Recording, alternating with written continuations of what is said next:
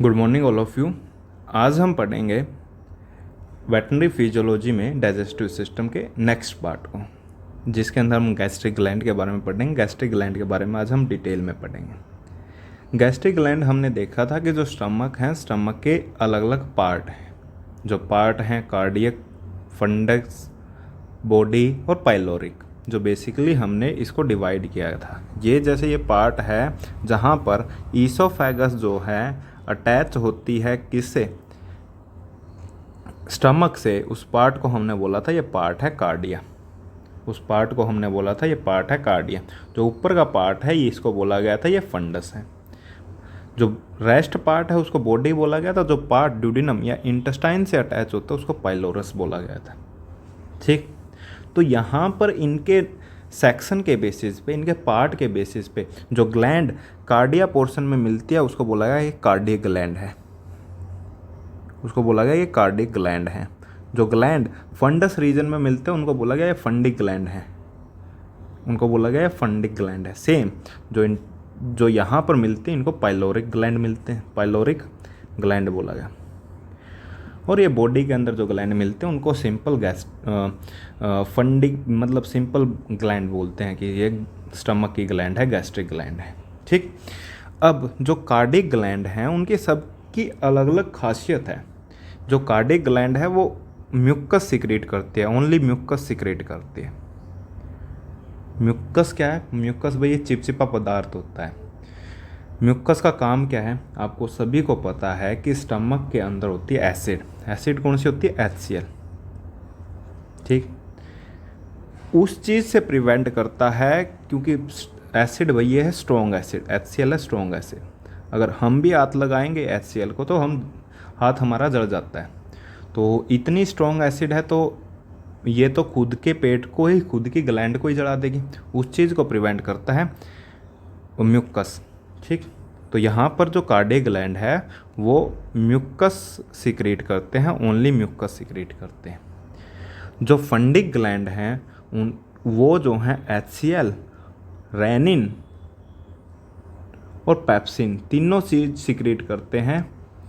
कौन? Fundic gland. और pyloric gland जो हैं बेसिकली म्यूकस और गैस्ट्रिन जो एंजाइम है उस चीज़ को सिक्रेट करते हैं। कौन? पाइलोरिक वाले। ठीक, तो यहाँ पर ये लिखा गया है जो कार्डियक ग्लैंड है वो ओनली म्यूकस सिक्रेट करते हैं। फंडिक और पैराइटल जो ग्लैंड है वो HCl और पेप्सिनोजन सिक्रेट करते हैं। और जो पाइलोरिक ग्लैंड है वो म्यूकस और गैस्ट्रिन सिक्रेट करते हैं। ठीक, अब जो है हम ग्लैंड की देख लेते हैं। जो फंडिक ग्लैंड है जिसके अंदर सारे के सारे मिलते हैं वो एक तरह से वो ऐसे ग्लैंड है। यहाँ पर जो सबसे पहले जो यहाँ पर जो ये नेक के पास जो ग्लैंड मिलते हैं, यहाँ पर भी लिखा है ये म्यूकस नेक सेल हैं। जो बेसिकली इनकी ओरिजिन ये नेक के पास होती है। नेक के पास जो ये सेल मिलते हैं इनको बोलते हैं म्यूकस नेक सेल। नाम से ही पता लग रहा है ये सेल, इनका काम क्या होगा? इनका काम होगा म्यूकस सिक्रेट करना, म्यूकस सिक्रेट करना। ठीक, म्यूकस के साथ साथ ये इंट्रिंसिक फैक्टर भी सिक्रेट करते हैं, इंट्रिंसिक फैक्टर भी सिक्रेट करते हैं। म्यूकस बेसिकली सारे जो कार्डियक, फंडिक, बॉडी और पाइलोरिक की जो भी ग्लैंड हैं सारे के सारे म्यूकस तो सिक्रेट सारे ही करते हैं। लेकिन सबसे ज़्यादा जो म्यूकस सिक्रेट करते हैं वो कार्डियक ग्लैंड और पाइलोरिक ग्लैंड है। लेकिन फंडिक वाले भी म्यूकस तो सिक्रेट करते ही हैं। अब जो म्यूकस का काम हमने बताया कि जो HCl सिक्रेट करते हैं, HCl सिक्रेट करती हैं जो ग्लैंड, तो HCl क्योंकि स्ट्रॉन्ग एसिड है उससे जो है प्रिवेंट करती है।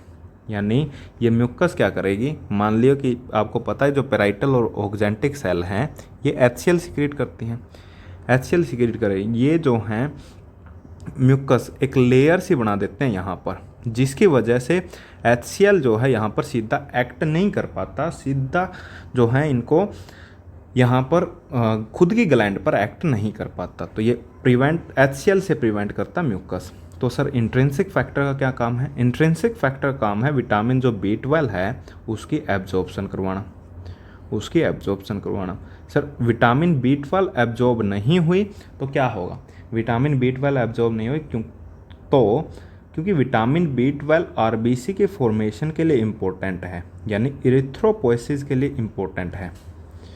तो आरबीसी की कमी होगी तो अनीमिया हो जाएगा। तो दैट्स वाई अनीमिया से प्रिवेंट करने के लिए विटामिन B12 का एब्जॉर्ब होना ज़रूरी है। तो इंट्रिंसिक फैक्टर जो है विटामिन B12 के एब्जॉर्प्शन करवाता है। ठीक। ऑक्जेंटिक सेल, ऑक्जेंटिक सेल या फिर पेराइटल सेल, इनको ये क्या है, HCl सिक्रीट करते हैं। ठीक। और चीफ या फिर पेप्टिक सेल, चीफ और पेप्टिक सेल बेसिकली ये प्रोटोलिटिक एंजाइम सिक्रीट करते हैं। प्रोटोलिटिक एंजाइम, सर ये प्रोटोलिटिक एंजाइम क्या है? प्रोटोलिटिक एंजाइम, प्रोटियो मतलब प्रोटीन, लाइटिक मतलब तोड़ने वाला, वो एंजाइम जो प्रोटीन को डाइजेस्ट करते हैं, प्रोटीन को तोड़ते हैं, उन एंजाइम को बोलते हैं प्रोटोलिटिक एंजाइम। तो प्रोटोलिटिक एंजाइम हैं कौन कौन से? पेप्सिनोजन, ये बेसिकली इनएक्टिव फॉर्म में सिक्रीट होता है, पेप्स, और रेनिन, रेनिन भी जो है प्रोरेनिन की फॉर्म में होता है। हमें सब चीज़ समझ में आ गई, म्यूकस का समझ में आ गया, हमें पेप्टिक का समझ में आ गया कि ये प्रोटीन की डाइजेशन के लिए इम्पोर्टेंट है हमें। लेकिन HCl का समझ नहीं आया कि HCl क्यों ज़रूरी है। HCl भाई इसलिए ज़रूरी है, जो ये पेप्सिनोजन है, ये क्योंकि पेप्सिनोजन जो है इनएक्टिव फॉर्म है, तो इनएक्टिव फॉर्म को जो है ये HCl के प्रेजेंस में ये एक्टिव फॉर्म में कन्वर्ट होती है, पेप्सिन की फॉर्म में कन्वर्ट होती है। ऐसे ही प्रोरेनिन जो है इनएक्टिव फॉर्म है, ये रेनिन में कन्वर्ट होगी इन द प्रेजेंस ऑफ HCl। तो यहाँ पर एसिडिक मीडियम की ज़रूरत होती है इसको एक्टिव फॉर्म में कन्वर्ट करने के लिए। ठीक। जो फंडिक ग्लैंड हैं उसके 3 मेन टाइप हैं। पहला type body chief cell, body chief cell जो हमने पेप्टिक सेल भी जिसको बोला, पेप्टिक का मतलब ये प्रोटीन को डाइजेस्ट करने वाले सेल हैं, मतलब प्रोटीन को डाइजेस्ट करवाने वाले सेल हैं, इस वजह से इनको चीफ सेल या फिर पेप्टिक सेल बोलते हैं। ये लोकेट होता है बेस ऑफ द ग्लैंड, मतलब नीचे, अगर ये तो वैसे मैंने स्ट्रक्चर वैसे दिखाई थी, तो वैसे ये बेसिकली नीचे की तरफ यहाँ पर प्रेजेंट होते हैं यहाँ पर। ठीक। तो ये ग्लैंड जो है बेस पर प्रेजेंट होते हैं और ये सिक्रीट करते हैं प्रोटोलिटिक एंजाइम, जो हमने बात करी पेप्सिन और रेनिन की। ठीक। दूसरे जो हैं यहाँ पर ये पेराइटल और ऑक्जेंटिक सेल, ये बेसिकली नाम ही पेराइटल है, तो यानी ये पेराइटल साइड में प्रेजेंट होंगे, अपर थर्ड पर यहाँ पर प्रेजेंट होंगे। अगर मैं इसको ब्लू पेन से उससे दिखा रखा था, तो अगर येलो पेन से इनको दिखाऊं तो ये पेराइटल, अपर पेराइटल साइड में यहाँ पर प्रेजेंट होते हैं और इनका काम होता है ये HCl सिक्रीट करते हैं, ये सिक्रीट करते हैं HCl। ठीक। और तीसरे हैं कि जो नेक चीफ सेल हैं, जो नेक म्यूकस नेक सेल हैं, यहाँ पर जो म्यूकस नेक सेल हैं ये अपर पार्ट में प्रेजेंट होते हैं और यहाँ पर भी प्रेजेंट होते हैं वैसे। ठीक। और ये जो है म्यूकस सिक्रीट करते हैं और इंट्रिंसिक फैक्टर सिक्रीट करते हैं। इंट्रिंसिक फैक्टर विटामिन B12 के एब्जॉर्प्शन के लिए ज़रूरी होता है इंटेस्टाइन में। ठीक। जो इरिथ्रोपोइसिस के लिए ज़रूरी है। विटामिन B12 किसके लिए ज़रूरी है? इरिथ्रोपोइसिस के लिए। तो यहाँ पर आपको ये चीज़ समझ में आ गई, इरिथ्रोपोइसिस यानी RBC को बढ़ाने के लिए। ठीक। यानी विटामिन B12 इंट्रिंसिक फैक्टर किस चीज़ के लिए ज़रूरी है? विटामिन B12 की एब्जॉर्प्शन के लिए, विटामिन B12 के एब्जॉर्प्शन के लिए। अगर मान लो कि म्यूकस नेक सेल डिस्ट्रॉय होगी तो इंट्रिंसिक फैक्टर नहीं आएगा, इंट्रिंसिक फैक्टर नहीं आएगा तो विटामिन B12 की एब्जॉर्प्शन नहीं होगी। विटामिन B12 की एब्जॉर्प्शन नहीं हुई तो RBC नहीं बनेगी, RBC नहीं बनेगी तो अनीमिया हो जाएगा। ठीक। तो क्या हो जाएगा? अनीमिया हो जाएगा। और जो फंडिक ग्लैंड हैं वो पाइलोरिस ग्लैंड सेम होते हैं, मतलब सिमिलर से होते हैं। ऐसे वहाँ पर चीफ सेल मिलती हैं, ऐसे वहाँ पर म्यूकस नेक सेल मिलती हैं, तो वो सेम से होते हैं। ठीक। गैस्ट्रिक जो जूस है उसकी कंपोजिशन हमने पढ़ ली थी। गैस्ट्रिक जूस बना किस किस से होता है? HCl हमने बताया कि ये एक्टिवेट करता है पेप्सिनोजन को एक्टिव फॉर्म में पेप्सिन के अंदर। ये काम है किसका? HCl का। ठीक। ये एंटीसेप्टिक भी है स्टमक के लिए कि यहाँ पर कोई बैक्टीरिया, कोई वायरस ग्रो नहीं कर पाता, क्योंकि ये जो है HCl strong acidic medium provide करता है किसको? स्टमक को। पेप्सिन। पेप्सिन हमने बताया ये प्रोटोलिटिक एंजाइम है, ये सिंथेसाइज होता है, मतलब बनता कि इसमें पेप्सिनोजन में, और ये एसिड जो है इसको पेप्सिन में कन्वर्ट कर देती है। HCl के द्वारा ये एक्टिवेट हो जाता है। तो ऑप्टिमम पीएच जो है एक्टिवेट होने के लिए पेप्सिन को 1.5 से 3 रिक्वायर होती है। ठीक। रैनिन में यहाँ पर आप ये याद रखना डबल एन आएगा। रैनिन को हम काइमोसिन या फिर रैनेट भी बोलते हैं। ये मिल्क कोएगुलेटिंग एंजाइम है, यानी मिल्क को कोएगुलेट करने का काम करता है। ये प्रेजेंट होता है ओनली ऑन यंग्स के अंदर, ये बच्चों के अंदर प्रेजेंट होता है, क्योंकि बच्चों को ही दूध की जरूरत होती है, तो ये बच्चों के अंदर प्रेजेंट होता है, यानी काफ के अंदर, लैम्प के अंदर, पिगलेट के अंदर ये प्रेजेंट होता है। ये भी सीक्रेट होता है प्रोरैनिन की फॉर्म में, इसको भी एक्टिव किया जाता है HCl के द्वारा। रैनिन जो है रिएक्ट करता है कैसिन, जो मिल्क के अंदर जो प्रोटीन होता है, ये कई बार जो है मेंस में भी पूछ लिया जाता है, मिल्क के अंदर प्रोटीन कौन सा होता है, वो होता है कैसिन प्रोटीन। पेपर में सीधा ये क्वेश्चन पूछ लिया जाता कि मिल्क के अंदर कौन सा प्रोटीन होता है, तो रैनिन जो है रिएक्ट करता है किस पर, कैसिन पर, जो मिल्क प्रोटीन है, इन the presence of calcium, calcium की प्रेजेंस में। तो ये कैल्शियम पैराकैसिनेट बनाता है। यानी अगर मैं आपको बताऊं, यहाँ पर अगर मैं दिखाऊं, तो जो रैनिन है ये कैसिन के साथ मिलके in the presence of calcium, तो ये बनाता कैल्शियम पैराकैसिनेट। ठीक। To delay the passage of milk through the stomach and prolong action of pepsin on the casein, तो इस जो ये कैल्शियम पैराकैसिनेट है ये इसके साथ बनाएगा, तो इस पर जो है साथ के साथ काम करेगा पेप्सिन, जो इस प्रोटीन को डाइजेस्ट करेगा। ये जो है कैल्शियम पैराकैसिनेट, ये जो है डिले करता है पैसेज ऑफ मिल्क, ये यानी ये कैल्शियम पैराकैसिनेट स्टमक के अंदर पड़े रहेंगे और ऐसे ही पड़े रहेंगे ताकि पेप्सिन को इस पे काम करने का जो है मौका, जो टाइम जो है वो ज़्यादा मिल सके और इसको डाइजेस्ट कर सके। यानी रैनिन जो है कैल्शियम को जो है मिल्क को जो है कोएगुलेट करने का काम करता है ताकि ये जो है स्टमक के अंदर ज़्यादा देर तक रह सके। ठीक। गैस्ट्रिक लाइपेज सभी को पता है कि जो फैट है उसको जो है डाइजेशन का काम करता है फैट का। ठीक। एक्ट ऑन इमल्सिफाइड फैट, ये ओनली ऑन इमल्सिफाइड फैट पर काम करता है। Hydrolysis fat into the fatty acid and glycerol require optimum pH 5.5 to 7.5। ठीक। ये मैं बात बताऊँगा व्हाट इज़ इमल्सिफिकेशन और ये क्या होता है, इसके बारे में मैं बताता हूँ। तो इमल्सिफिकेशन है कि भाई जैसे ये जो है फैट है, ये जो है फैट है, फैट के लार्ज ग्लोब्यूल है,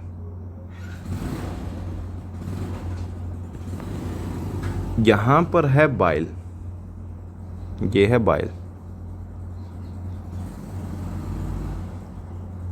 बाइल जो सीक्रेट होता है बेसिकली लीवर से, गोल ब्लैडर से। ठीक। इमल्सिफिकेशन होता है कि इसको जो है छोटे छोटे पार्ट के अंदर तोड़ दो,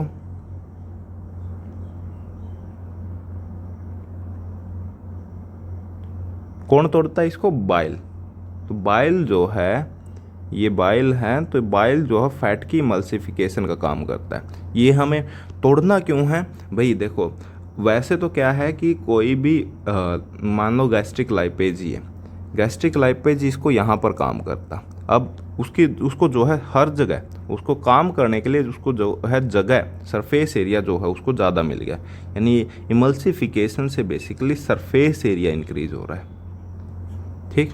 तो यहाँ पर जो है उसको सरफेस एरिया ज़्यादा मिल गया, पहले इसको इतना सरफेस एरिया मिलता था, अब ये सारा मिला के देखें तो ये सरफेस एरिया ज़्यादा होगा। तो ये जो है मिसल की फॉर्मेशन कर देते हैं, बड़े फैट ग्लोब्यूल को छोटे फैट ग्लोब्यूल में कन्वर्ट कर देता कौन, बाइल। तो बाइल जो है बेसिकली फैट के इमल्सिफिकेशन का काम करता है। ठीक। अब देखो यहाँ पर क्या लिखा है, एक्ट ऑन इमल्सिफाइड फैट, जो गैस्ट्रिक लाइपेज है ये इमल्सिफाइड फैट पर काम करेगा। Hydrolysis fat into fatty acid, जो फैट है उसको फैटी एसिड में तोड़ देगा और ग्लिसरॉल में तोड़ देगा। बेसिकली बनी किससे होती है, जो फैट है वो बनी दो चीज़ों से होती है, फैटी एसिड और ग्लिसरॉल से, तो इन दोनों के अंदर ही तोड़ देगा। और इसके लिए इसको पीएच चाहिए 5.5 से 7.5, यानी इतना तो है कि ये पेट के अंदर तो नहीं होगी। लाइपेज का काम जो है पेट के अंदर नहीं होगा, क्योंकि पेट के अंदर जो है पीएच जो है बहुत कम होती है, 1.5 से 3 होती है। तो it's concentration in carnivore is low, यानी कार्निवोर यानी डॉग और कैट के अंदर जो है इसकी कंसंट्रेशन जो है कम होते है गैस्ट्रिक लाइपेज की, और एब्सेंट होता है बर्ड और रूमिनेंट में। ये चीज़ इंपॉर्टेंट है, जो चीज़ एब्सेंट है वो चीज़ आपको याद रखनी है कि जो कार्निवोर है, बर्ड्स है, उनके अंदर जो है रूमिनेंट्स के अंदर जो है गैस्ट्रिक लाइपेज होता ही नहीं है। ठीक, तो गैस्ट्रिक लाइपेज एब्सेंट होता है, ये स्टार मार्क चीज़ है, gastric lipase absent in, lipase absent in birds and ruminants. अगर आप सिटी मेंस की तैयारी कर रहे हैं तो ये चीज़ें आपको जो है स्टार मार्क जो मैं चीज़ें बता रहा हूँ ये आपको याद रखनी है, इनको जो है अलग से आप नोट्स में डाल लें।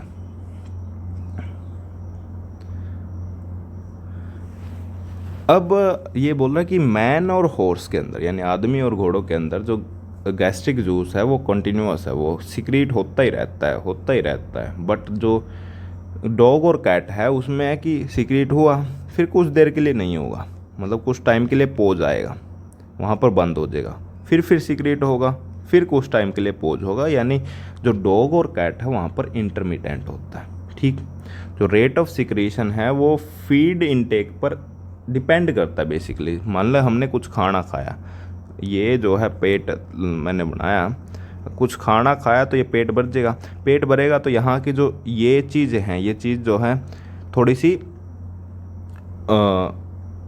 कॉन्ट्रैक्ट होंगी बेसिकली, मतलब खींचेंगी थोड़ी सी, तो ये खींचेंगी तो यहाँ से जो है सिग्नल आएगा भाई और ज़्यादा सिक्रेट करो। तो जो रेट ऑफ सिक्रीशन है वो फीड इनटेक के टाइम पर इंक्रीज हो जाता है। ठीक, जो सिक्रीशन है गैस्ट्रिक ग्लैंड का रेगुलेटेड बाय नर्वस सिस्टम और केमिकल मैकेनिज्म, ये हमें पता है। Gastric secretion take place in 3 phase में सिक्रेट होता है। सिफेलिक फेज, 3 फेज भाई ऐसा कुछ है नहीं है, 3 फेज बहुत आसान फेज है। सिफेलिक यानी जो सिर वाला फेज है, गैस्ट्रिक फेज यानी पेट वाला फेज है, इंटेस्टिनल मतलब आंतों वाला फेज है। ऊपर वाला फेज कौन सा है कि हमने कुछ सूंघा, कुछ उसकी स्मेल आई, उसके बारे में हमने सोचा तो हमारे मुंह में पानी आ गया, तो वो है, तो जो हमारे मुंह के जो ग्लैंड है उनसे जो है सिक्रीशन रिलीज हो गया, तो इसको बोलते हैं, कौन सी फेज है ये, सिफेलिक फेज। अगले भाई गैस्ट्रिक फेज भाई खाना खाया तो वहाँ पर वही चीज़ है कि पेट में खाना आया, ये भरा, तो यहाँ की जो मसल है वो खींचेंगी, तो बोलेंगे, इनको पता लगेगा भाई और ज़्यादा जो है सिक्रीशन जो है सिक्रीट करनी है, तो उसको बोलते हैं गैस्ट्रिक फेज। इंटेस्टिनल फेज ऐसे है कि भाई आंत के अंदर खाना आया, तो आंतें जो हैं यहाँ पर जो है गैस्ट्रिक सिक्रीशन जो है आंतों के अंदर ज़्यादा निकलेगा, जो है आंत के अंदर जो ग्लैंड हैं वो ज़्यादा सिक्रीट करेंगे, उसको बोलते हैं इंटेस्टिनल फेज। तो 3 फेज ये बिल्कुल आसान भाषा में आपको याद रखना है, इतना कुछ ज़्यादा याद रखना भी नहीं है कि सिफेलिक, इतना आपसे पूछा भी नहीं जाएगा। सिफेलिक फेज में आप याद कर सकते हैं कि किसी ने कुछ सोचा, उसकी बात करी, कुछ देखा, तो उससे जो है हमारे मुंह में पानी आ जाता है। ये बेसिकली डॉग के अंदर ज़्यादा होता है, क्योंकि डॉग में जो है सूंघने की क्षमता ज़्यादा होती है एज कम्पेयर टू ह्यूमन। तो ये जो साइकिक फेज और सिफेलिक फेज है ये डॉग के अंदर ज़्यादा होता है। गैस्ट्रिक फेज के अंदर वही है भाई कि गैस्ट्रिक फेज खाना खाया तो वहाँ की मसल जो है स्ट्रेच करेंगे तो वहाँ पर जो है ज़्यादा सिक्रीशन सिक्रीट करेंगे। Intestinal phase accumulation of food in intestine से होता है, तो ये इंटेस्टिनल फेज है। ये स्टमक का हमने देख लिया, ऊपर वाला पार्ट फंडस, ये बड़ा कार्डिया, ये बॉडी, और यहाँ पर जो है ये पाइलोरिक फेज है। Based on the structure and function of the stomach, जो डोमेस्टिक एनिमल हैं उसको 2 जनरल कैटेगरी में बताया गया है। ये हमने पहले ही बताया कि रूमिनेंट्स कौन से होते हैं, जिसके 4 पेट होते हैं। 4 पेट, रूमन, रेटिकुलम, ओमेजम, एबोमेजम। ये होता है कैटल, सीप, गोट, कैमल और बफलो। नॉन रूमिनेंट्स कौन से होते हैं, जो बाकी बच के, हॉर्स, कैट, डॉग, पिग, इनकी हम बात करेंगे। Stomach of non ruminants is simple, consisting of only one compartment, मतलब जो नॉन रूमिनेंट्स है उनके पास एक पेट होता है, और जो रोमिनेंट्स होते हैं उनके पास 4 पेट होते हैं, 4 कंपार्टमेंट होते हैं, जो हमने बात कर ली। और इनमें से कौन सा पेट कैसा होता है वो हम अगले लेक्चर में देखेंगे। ठीक, आज के लिए इतना ही। और यहाँ पर ये एक लास्ट लाइन ये है, स्टमक इज़ होलो, सभी को पता है होलो होता है, सैक लाइक होता है और मेड 4 लेयर से बना होता है, सीरस, मस्कुलर फ्लैप, सब म्यूकोजा और म्यूकोजा, मतलब आउटसाइड से इनसाइड यहाँ पर बता रखा है कि 4 लेयर कौन कौन सी होती है। अंदर की तरफ म्यूकोजा होती है, फिर सब म्यूकोजा, ऊपर सेरोजा और बीच में यहाँ पर होते हैं मस्कुलैरिस, तो 4 लेयर होती हैं। ठीक, रुमिनेंट स्टमक की हम बात अगले लेक्चर में करेंगे। आज के लिए इतना ही, थैंक यू।